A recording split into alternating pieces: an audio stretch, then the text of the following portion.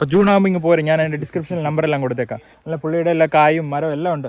കേരളത്തിൽ നല്ലപോലെ സജസ്റ്റ് ആണ്. എല്ലാവർക്കും അറിയാലോ റംബൂട്ടാൻ. മലയാളികൾക്ക് എപ്പോഴും കൂടുതൽ ആവശ്യം ഇത് ഹെൽത്തിന് ബെനിഫിറ്റ് ഉണ്ടോ ഇതാണ് അറിയേണ്ടത്. ബെനിഫിറ്റ് ഉണ്ട്, ക്യാൻസറിന് നല്ലതാണെന്ന് നിങ്ങൾ പറഞ്ഞു. അതെ നല്ല സൺലൈറ്റ് വേണം, അതിനകത്തൊരു കോംപ്രമൈസ് ഇല്ല. ഷെയ്ഡിനകത്തുണ്ട് ഈ സാധനം നട്ട് കഴിഞ്ഞാൽ കായ്ക്കുമല്ലോ. 3 വർഷം കൊണ്ട് കായ്ക്കും. അതുപോലെ തന്നെ ഇതിന്റെ ഒരു എന്നാ പറയുക ഒരു ഇൻവെസ്റ്റ്മെന്റ് പറയാം, ഒരു വർഷത്തിൽ റണ്ണിങ് കോസ്റ്റ് ഒക്കെ റംബൂട്ടാൻ പൂത്ത് നിൽക്കുന്നത്. അതുപോലെ തന്നെ ഇതിന്റെ ചെറിയ ഇതൊരു COVID-19 ഷേപ്പ് ഒക്കെ ഉണ്ടല്ലോ. ഇതെന്താ റംബൂട്ടാൻ അല്ലേ? ഇതാണ് നമ്മുടെ മല്ലു ഫാർമർ ഷിനോ മാത്യു. നമ്മളിപ്പോൾ നെടിയശാല തൊടുപുഴയിലാണുള്ളത്. ഇപ്പോൾ പുള്ളി 4 ഏക്കർ റംബൂട്ടാൻ ഫാമിംഗ് ആണ് ചെയ്യുന്നത്. നമുക്ക് എല്ലാം ചോദിച്ച് മനസ്സിലാക്കാം. ഇതിലേക്ക് എങ്ങനെ ഇറങ്ങി റംബൂട്ടാൻ കൃഷി? 10 വർഷം മുമ്പാണ് ആദ്യമായിട്ട് സ്ഥലത്ത് റബ്ബർ വെട്ടിയപ്പോൾ. നിങ്ങൾ റബ്ബർ കൃഷിക്കാരാ? മുഴുവൻ റബ്ബറും വെട്ടിക്കളഞ്ഞിപ്പോൾ റംബൂട്ടാൻ റബ്ബറൊക്കെ ഉണ്ട്, ഉപേക്ഷിക്കാൻ പറ്റിയല്ല. അപ്പൊ അന്ന് റബ്ബർ വെട്ടി. അപ്പൊ അവിടെ ഒരു പരീക്ഷണമായിട്ട് ചെയ്തതാണ്. അങ്ങനെ ഫാദറിനോട് ചോദിച്ചു, ഫാദർ ചെയ്തോളാൻ പറഞ്ഞു. ഇപ്പൊ ഞാൻ നോക്കുവാണെങ്കിൽ ഇത് 4 വർഷത്തെ റംബൂട്ടാൻ. ഞാൻ കഴിഞ്ഞ വർഷം വന്നായിരുന്നു. അപ്പൊ നല്ല ചുമന്ന് ഇങ്ങനെ പഴങ്ങളായിരുന്നു. ഇപ്രാവശ്യം പുള്ളിയുടെ ഒന്നുകൂടെ കണ്ടെന്നെങ്കിൽ പ്ലാന്റേഷൻ എങ്ങനെ ഉണ്ടെന്ന് നോക്കി കാണാൻ വന്നപ്പോഴത്തേക്കും പക്ഷെ പഴമൊന്നും ഇല്ല. നിങ്ങൾക്ക് കാണാൻ എല്ലാം ഇങ്ങനെ ചെറുതായിട്ട് ഇങ്ങനെ ഡെവലപ്പ് ആകുന്നേ ഉള്ളൂ. അപ്പൊ സാധാരണ ഏത് മാസം നല്ലപോലെ ഇങ്ങനെ ചുമന്നിരിക്കുന്നത്? ഓരോ സീസൺ അനുസരിച്ച് വ്യത്യാസമുണ്ട്. ഈ വർഷം കുറച്ച് നേരത്തെയാണ്. നമുക്കൊരു ജൂണൊക്കെ ആകുമ്പോഴത്തേക്കും പറിക്കാറാണ്. അപ്പോൾ ജൂൺ ആകുമ്പോൾ ഇങ്ങ് പോരും. ഞാൻ അതിൻ്റെ ഡിസ്ക്രിപ്ഷനിൽ നമ്പറെല്ലാം കൊടുത്തേക്കാം. നല്ല പുള്ളിയുടെ എല്ലാ കായും മരവും എല്ലാം ഉണ്ട്. കേരളത്തിൽ നല്ലപോലെ സജസ്റ്റ് ആണ്. എല്ലാവർക്കും അറിയാലോ റംബൂട്ടാൻ നല്ലപോലെ കൃഷി ചെയ്ത് മാർക്കറ്റിലേക്ക് ഒരുപാട് കഴിഞ്ഞ വർഷം 2-3 ടണ്ണൊക്കെ അല്ലേ നിങ്ങൾ ഒപ്പിച്ചേ? ഒന്നും അല്ല കേട്ടോ. ഞാനിതിൽ ഏറ്റവും ചെറിയ ഒരാളാണ്. ഒത്തിരി ക്വാണ്ടിറ്റി ചെയ്യുന്ന ഒത്തിരി ആളുകളുണ്ട്. പിന്നെ സന്തോഷമുണ്ട് താങ്കൾ ഇവിടെ വരുന്നത്. താങ്കളുടെ ഓഡിയൻസ് പറഞ്ഞാൽ പാൻ ഇന്ത്യ ഓഡിയൻസ് ആണ്. അപ്പോൾ ഇന്ന് താങ്കൾ വന്നു, ആന്ധ്രയിൽ നിന്ന് കുറച്ച് പേര് വന്നിട്ടുണ്ട്. അപ്പൊ നമ്മുടെ ഉദ്ദേശം എന്ന് വെച്ചാൽ കേരളത്തിലെ കൃഷിക്കാരുടെ സാധനം ഔട്ട്സൈഡ് കേരള കൂടുതൽ റീച്ച് കിട്ടും, കൂടുതൽ പോപ്പുലാരിറ്റി കിട്ടും. നിങ്ങളൊക്കെ വരുന്നത് നമുക്ക് തീർച്ചയായിട്ടും. അപ്പൊ നമ്മുടെ ഒരു എന്നാ പറയുക ഒരു as A part of my service നമ്മൾ അക്രോസ് ദ ഇന്ത്യയിൽ നമ്മൾ അറിയിക്കുകയാണ് ഈ റംബൂട്ടാനെ കുറിച്ചൊക്കെ. അവിടെയൊക്കെ ലീച്ചിയാണ് കൂടുതലും. ലീച്ചിയൊക്കെ എന്ന് പറഞ്ഞാൽ ഇതിലും ഇത്ര മധുരം ഇല്ല റംബൂട്ടാൻ അത്രയും. നല്ല ഫ്രൂട്ട്. പിന്നെ തീർച്ചയായിട്ടും കാണാനായാലും ഒരു എന്നാ പറയുന്ന ഒരു പ്രീമിയം ലുക്കൊക്കെ ഉള്ള ഒരു സംഭവമാണ്. അപ്പോൾ നിങ്ങൾ പറഞ്ഞു ഇതിന്റെ സ്പേസിംഗ് ഒക്കെ എങ്ങനെയാ? ഇതിന്റെ മരത്തിന്റെ ഒരു സ്പേസിംഗ് പല രീതിയിൽ ചെയ്യും. 40x40 ചെയ്യും. ഇത് 40x40 ചെയ്തതാണ്. 40x40 ഇയേഴ്സ് കഴിഞ്ഞു, 3.5 വർഷമായി നമ്മൾ ക്രോപ്പ് ചെയ്ത് നിർത്തിയിരിക്കുന്നതാണ്. ഒന്ന് പൂവൊക്കെ ഒന്ന് കാണിച്ചെന്ന്. ഇതപ്പം നിങ്ങൾ പറഞ്ഞ 3 വർഷം കഴിഞ്ഞു അല്ലേ? ഓക്കെ. ഇതാണ് പൂവൊക്കെ കാഴ്ചിരിക്കുന്നത്. ഒരു നല്ലൊരു ഒരു ബഞ്ചാണ്. ഇതില് ചിലതൊക്കെ കാ പിടിച്ചു തുടങ്ങിയിട്ടുണ്ട്. ഇതിന് പൂ ഒഴിഞ്ഞു പോകുന്ന പരിപാടിയൊക്കെ ഉണ്ടോ? ഉണ്ട്. അത് സ്വാഭാവികമായിട്ടും എല്ലാ ചെടിക്കുള്ളതാണ്. പക്ഷെ അതിനെ നമുക്ക് കൺട്രോൾ ചെയ്യാനുള്ള കുറച്ച് ഓപ്ഷൻസ് വെച്ചാൽ ഒന്ന് pH ലെവൽ കറക്റ്റ് ആണ്, കുറെ കൊഴിച്ചിൽ പറയും. 2 അമിത മഴ വരുമ്പം ഫംഗൽ അറ്റാക്ക് ഉണ്ടോ, അപ്പൊ എന്തെങ്കിലും ഒരു ഫംഗിസൈഡ് ഒന്ന് കൊടുത്താൽ നല്ലതാണ്. പിന്നെ പ്രോപ്പർ പ്ലാന്റ് ഹെൽത്തി ആണെങ്കിൽ കുറെയൊക്കെ വ്യത്യാസം. ഓക്കെ. അപ്പൊ ഇത് കണ്ടോ നല്ല ചെറിയ ഇങ്ങനെ നിറഞ്ഞ് ഡെവലപ്പ് ആയിട്ടില്ല ഇത് കേട്ടോ ഒന്നും. അപ്പം ഇതാണ് ഇപ്പോൾ 2 മാസം എങ്ങനെയുള്ള 90 ദിവസം അടിക്കുമായിരിക്കും അല്ലേ? ജൂൺ അവസാനം തൊട്ട്. ഓക്കെ. അപ്പോൾ ഇതെല്ലാം റബ്ബറാവും അങ്ങോട്ടെല്ലാം റബ്ബറാണ്. ഇപ്പോൾ നിങ്ങൾക്ക് എത്ര ഏക്കർ ഉണ്ട് മുഴുവൻ ഇവിടെ ഈ ഭാഗത്ത്? 4 ഏക്കറിലാണ് റംബൂട്ടാൻ ചെയ്യുന്നത്. അത് കൂടാതെ ഞാൻ കുറച്ച് ചെടികൾ കണ്ടല്ലോ, മംഗോസ്റ്റീനോ പിന്നെ ബട്ടർ ഫ്രൂട്ടോ മറ്റേ സ്വന്തം അവക്കാഡോ ഉണ്ടല്ലേ? അപ്പോൾ ഈ ഒരു നിരപ്പല്ലാത്തതുകൊണ്ട് തന്നെ 4 ഏക്കർ ഒരുപാട് തോന്നുന്നുണ്ട് എനിക്ക് കേട്ടോ. കാരണം ഇത് നിരപ്പല്ലല്ലോ ഭൂമി. നല്ല ചൂടാ. അപ്പം പിന്നെ ഒരു കാര്യം ചെറുതായിട്ട് ഇപ്പം നമ്മളൊരു പ്ലാന്റേഷൻ ചെയ്യുവാണെങ്കിൽ നമ്മൾ നോക്കേണ്ട എന്തൊക്കെയാണ് കാര്യങ്ങൾ നോക്കണ്ടേ? ഒന്ന്, ഇതിന് ശരിക്കും പറഞ്ഞു കഴിഞ്ഞാൽ നല്ല സൺലൈറ്റ് വേണം, അതിനകത്തൊരു കോംപ്രമൈസ് ഇല്ല. ഷെയ്ഡിനകത്തുണ്ട് ഈ സാധനം നട്ട് കഴിഞ്ഞാൽ കായ്ക്കുകയില്ല. നമ്പർ 2, ഇതിന് നല്ല വെള്ളം വേണം. ആളുകൾ പറയും അതുകൊണ്ട് നിങ്ങൾ പൈപ്പ് ലൈനിൽ ഇട്ടേക്കുന്നത് അല്ലേ? ഡ്രിപ്പ് ഇറിഗേഷൻ ഒക്കെ നമ്മൾ മസ്റ്റ് എടുക്കണം. ആളുകൾ പറയും ഫസ്റ്റ് ഒരു 5 ലിറ്റർ മതി, 10 ലിറ്റർ മതി. അങ്ങനെയൊന്നും അല്ല. ഈ വർഷം നമുക്ക് ഭാഗ്യവശാൽ നമുക്ക് ഇച്ചിരി മഴ കിട്ടിയതുകൊണ്ട്. അപ്പൊ ഈ മരത്തിന് വേണ്ട ഹ്യൂമിഡ് ആയിരിക്കണം എപ്പോഴും. ആ ക്ലൈമറ്റ് നമുക്കുണ്ട്. നമുക്ക് ആ ട്രോപ്പിക്കൽ ക്ലൈമറ്റ് കേരളത്തിൽ നമുക്കുണ്ട് എന്നുള്ളതാണ് നമ്മുടെ ഏറ്റവും ബ്ലസ്സിംഗ്.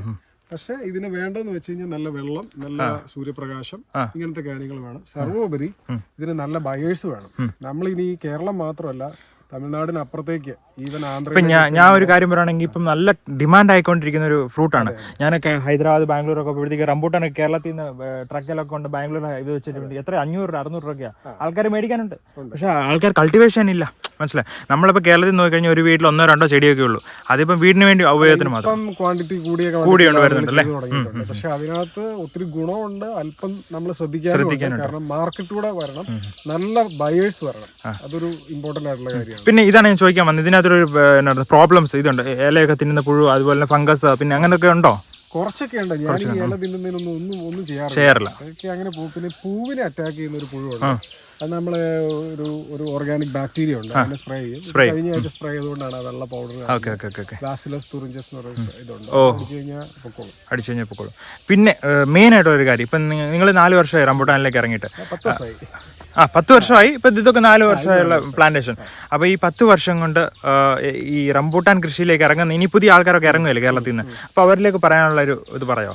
അതൊരു ഗൈഡൻസ് വലിയ സംഭവമാണ്. അതായത് പക്ഷെ ചെറുതാക്കി പറഞ്ഞാൽ മതി, നമുക്ക് അധികം സമയമില്ല.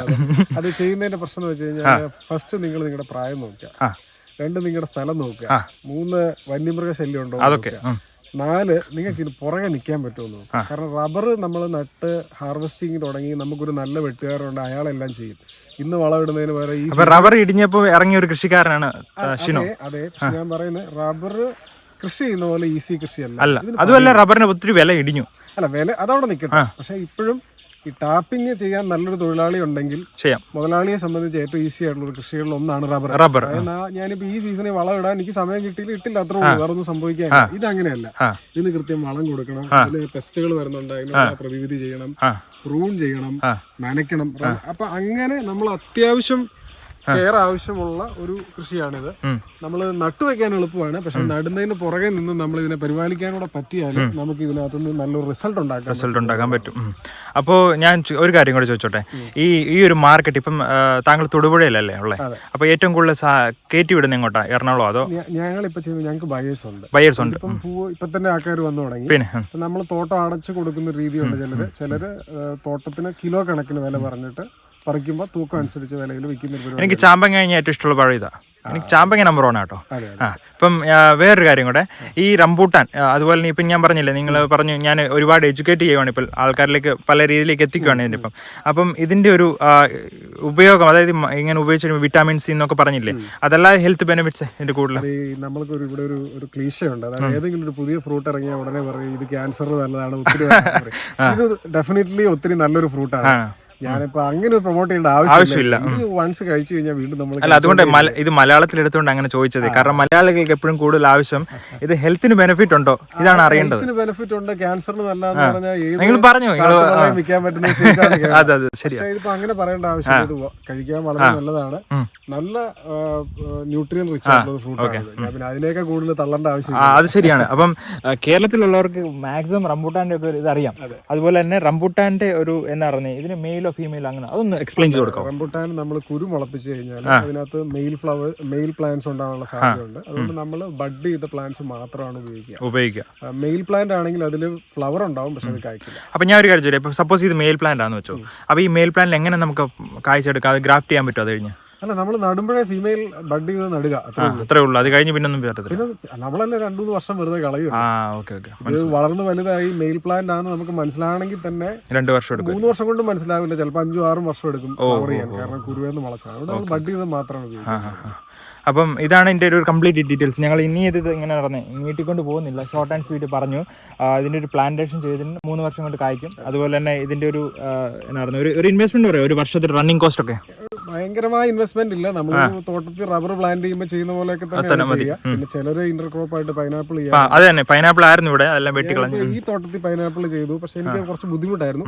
അതുകൊണ്ട് ഞാൻ ഇതിന് ശേഷം പ്ലാന്റ് ചെയ്ത് കൊടുത്ത് പൈനാപ്പിൾ ചെയ്തിട്ടില്ല. അപ്പൊ എനിക്ക് ഈ റംബൂട്ടാന്റെ വളർച്ചയും ഈൽഡും ഒരു വർഷം നേരത്തെ ആക്കാൻ പറ്റിയിട്ടുണ്ട്. അതുപോലെ ഇത് സാധാ പുള്ളി അല്ല, ആരണ്ട് എന്നും റിസർച്ച് ഡെവലപ്മെന്റ് ചെയ്യുന്ന ഒരാളാണ്. മംഗോസ്റ്റീൻ, ഡ്രാഗൺ ഫ്രൂട്ട്, പിന്നെ എന്തൊക്കെ ചെയ്തു നിങ്ങൾ, ബട്ടർ ഫ്രൂട്ട്, അങ്ങനെ ഒരുപാട് കാര്യങ്ങൾ ചെയ്തു. ഇതുപോലെ പുള്ളിക്കൊരു യൂട്യൂബ് ചാനലും ഇതൊക്കെ ഉണ്ട്, മല്ലു ഫാർമർ എന്നാണ് പേര്.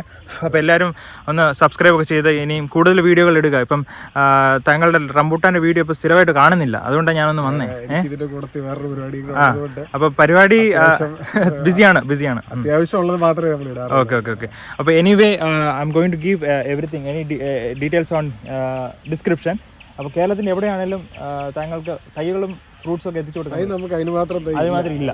അപ്പോൾ ഫ്രൂട്ട്സ് ഒക്കെ എത്തിച്ചു കൊടുക്കാം. ഫ്രൂട്ട് വേണമെങ്കിൽ എടുക്കാം, അല്ലെങ്കിൽ എടുക്കുന്നവരുടെ നമ്പർ തരാം, അതിനൊന്നും കുഴപ്പമില്ല. അപ്പം ഇതാണ് എന്റെ റിക്വസ്റ്റ്. താങ്കൾ പാൻ ഇന്ത്യ ഫോളോവേഴ്സ് ഉള്ള തീർച്ചയായിട്ടും ഞാൻ മലയാളത്തിൽ ചെയ്ത് കാരണം കേരളത്തിലെ കർഷകരെ ഹെൽപ്പ് ചെയ്യാൻ പറ്റുന്ന ഒരു കാര്യം. ഈ ഫ്രൂട്ടിന്റെ റിക്വയർമെന്റ് ഔട്ട്സൈഡ് കേരള വരട്ടെ, അവിടുന്ന് പർച്ചേസ് റിക്വസ്റ്റുകൾ വരട്ടെ.